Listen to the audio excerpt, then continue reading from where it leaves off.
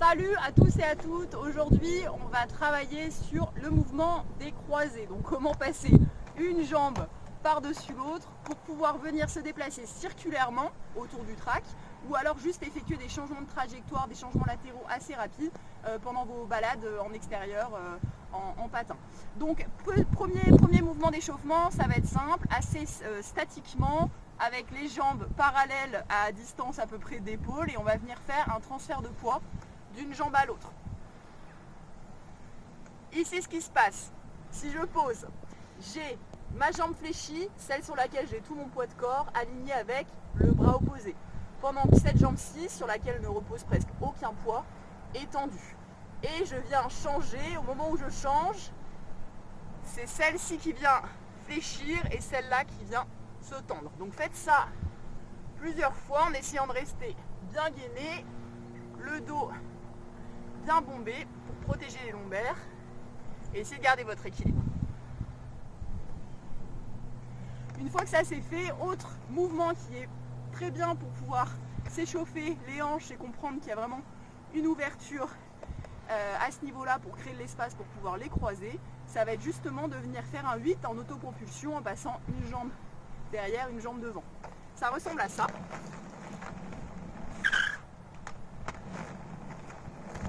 Et en marche arrière.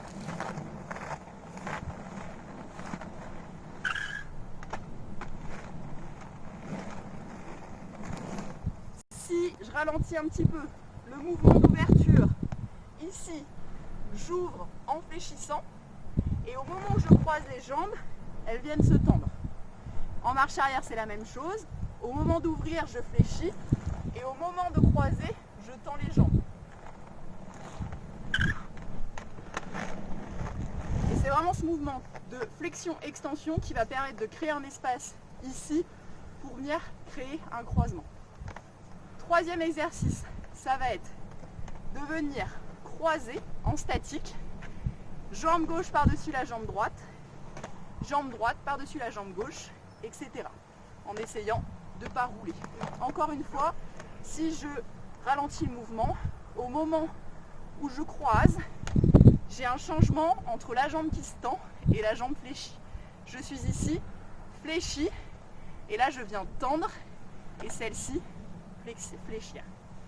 Donc on fait ça en essayant de rester statique, et ensuite on peut ajouter de la vitesse.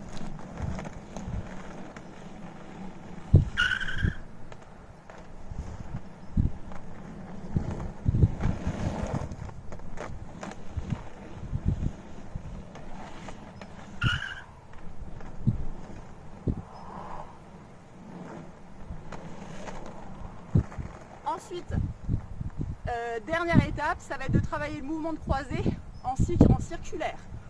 Donc cette fois-ci, ce qui va se passer, c'est que je vais venir déjà orienter mon regard au-dessus de l'épaule, qui va être la première à se tourner dans la direction que je veux prendre. En l'occurrence, là, je vais partir dans le sens anti-horaire.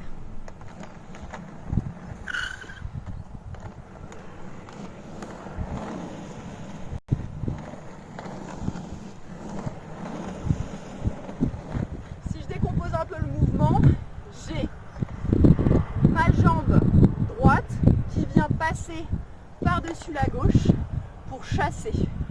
En même temps, j'ai mes bras qui travaillent, donc comme on a vu plus tôt, je vais avoir toujours mon bras opposé. J'ai mon regard qui est par-dessus l'épaule dans la direction dans laquelle je veux prendre. Et au moment où je change de pied, j'ai toujours mon bras qui change en même temps.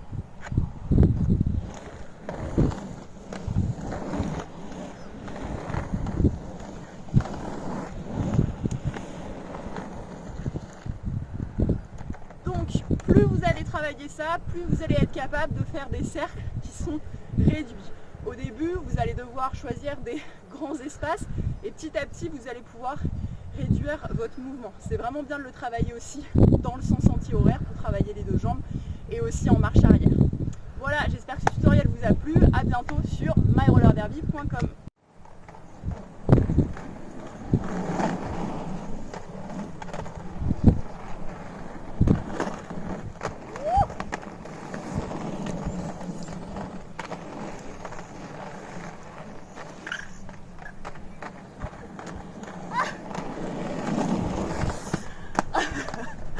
Ok.